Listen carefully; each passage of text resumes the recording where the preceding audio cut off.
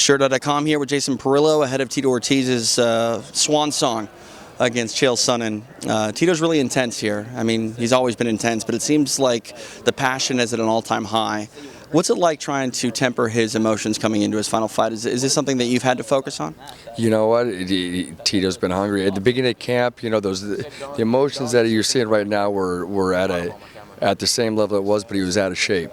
You know what I mean? So it was a little bit more skittish, you know, but we definitely got his mind wrapped to where he wants to be, and I'm really confident in Tito right now. He's taking this fight extremely serious. His fights, you heard him say his fights, I'm doing this for my mother. You know, that with that being said, he's doing it for him. You know, he's doing it for him, he's doing it for his fans, obviously. And you know, it's a cliche saying, but this is as good as I've ever seen Tito right now, and I'm pretty excited for him. Looking at Tito, he's a guy who's been involved in the sport for nearly 20 decades. When you're doing something for 2 decades, or 20 years, sorry, 2 decades, when you've been doing that for that long, you know, people seem to get a good idea of what you bring to the cage, but you would know better than anybody. Is he still evolving at all? I saw him doing some pad work here, switching up his stance, moving to southpaw a little bit. Are you still working on new things? Yeah, a little bit. You know what I mean? You do a little bit just for balance and just for movement. You know what I mean? You're always going to kind of go back to the bread and butter. I mean, that's how, I mean, what his number one thing was putting guys on their fucking back and elbowing them in the face. You know what I mean? Why stay away from that? It's maybe adding a couple of extra inches to help them get to there. Do you know what I mean? Because over the years, you got, like you said, 20 years, you're going to have some injuries. You got some knees. Tito's always talking about his injuries, his neck, his back, and it's true. I mean, his doctor showed me his medical sheet before. I'm just going, God, this is the bionic man. You know what I mean? But yeah, of course, we add a little extra inches to get him back there, because again, the movement is the same as it was when you're 20. But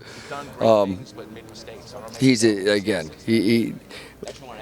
to be Tito Ortiz of old, you know, and he's going to focus on pressuring him, put him on his back, and put his elbows on top of him. You know, because, I mean, we're sitting back with Chael. He's going to give him too much room to get off on us and give him too much room to put us on our back. And Chael's a hell of a wrestler, so we don't want to give him any momentum. Looking at Chael, I mean, he's another fighter cut from that wrestling cloth. When two good wrestlers fight one another, sometimes they're forced to stand and trade with one another. What do you expect from Chael from the stand-up approach? Because we've seen him get a little overzealous at times, throwing spinning back fists at Anderson Silva. You know, sometimes today he was throwing spinning back kicks. Do you feel that he's going to come with an unorthodox type of striking game? Yeah, 100%. I mean, he's a ballsy guy. He's a tough guy. You know, he's a game guy. He's going to, you know, he wants to keep a guy off balance, you know, and he's going to throw whatever he can to kind of keep you off balance and keep you in a defensive posture so he can double leg you and put you on your back, or he wants to put you. I mean, it's two guys that want to put each other on their back is pretty much the nature of the game, right, or the nature of this fight. And like you said, it could end up being a boxing match at the end of the day. Let's hope not, you know what I mean? Because I want to see Tito put this guy on his back and redeem his wrestling loss and finish a fight the way he always did in the past. Speaking of legends, you were in the corner of BJ Penn on Sunday night, and didn't go the way he wanted it to against Yair Rodriguez. Rodriguez, a very highly touted blue chip prospect, and he answered the calls and questions that he needed to. What of BJ? How much did you actually work with him for this camp? I worked with him. Well, what he did, he's been out in Greg Jackson's for some time now. He wanted to come out and work with me also. It would have been nice if we all could work under the same roof. Unfortunately, that wasn't the case. I had Tito obviously getting ready for his fight and had some other guys out here. And you know, down there in Albuquerque, those guys got fights every week, for God's sake. So it was hard to get us all in the same room. But, you know, I worked with him. He worked with me for a few weeks. He'd go out to Albuquerque and go back and forth. The last 2 or 3 weeks he spent down in Hawaii. So he went Albuquerque, California, Albuquerque, California, then Hawaii. You know, he spent a few months just kind of going kind of back and forth and going around with it. Makes it hard, you know, as a coach, because you want to be there the entire time. But BJ was in good shape. BJ was, you know, confident. As confident as he could for a guy that's only had one fight in 5 years. You know, he's had one fight in 5 years, and that was a loss, you know, and they're putting him there with a young buck that's a bona fide killer, and he showed that the other day. And it's a tough fight that BJ got put in, and, you know, he's going to live. He's going to be okay. Was that performance indicative of where BJ's skills are at now, or? I believe so. I believe so, because I saw him react in the gym. I mean, in the gym, and you can actually the Jackson camp out there. I mean, you know, we knew we were the underdog. We know this possibly could happen. Was BJ showing up in the gym? Yeah, he was. His reflexes showing up in the gym? Yeah. Was he pressuring? Was he doing what he does? Was he, he was in there with great sparring partners and submitting sparring partners every day.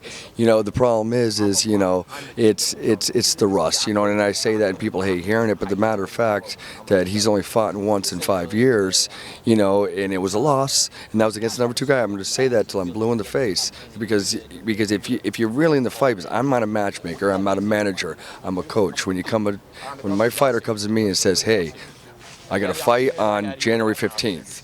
This is who it is, and I got to get ready for it. My job isn't to say, hey, hold on, let's switch the matchup, because I'd rather, you know what I mean? That's not my job. My job is to try to help my fighter get ready for the fight, get him to win the fight, do the best I can, just like the coaches out in Albuquerque, and BJ's job is to show up and fight. Our job isn't to pick who it is. After, can we bitch and complain like I'm doing right now? I'm not bitching and complaining, but I'm telling you, I'm still doing the math. I still go, you still can go home and go, all right, when you're supposed to win a fight and you lose a fight, it's a lot more heartbreaking than when you can do the fight math and you can do the math of the whole situation, because you've been around the block enough times to realize this kid was put in a situation to help build this other kid. Do you know what I mean? This fight wasn't about, let's see if BJ Penn's back, let's see if we can get this Yair Rodriguez to another level and bring him up the ladders and make him a superstar.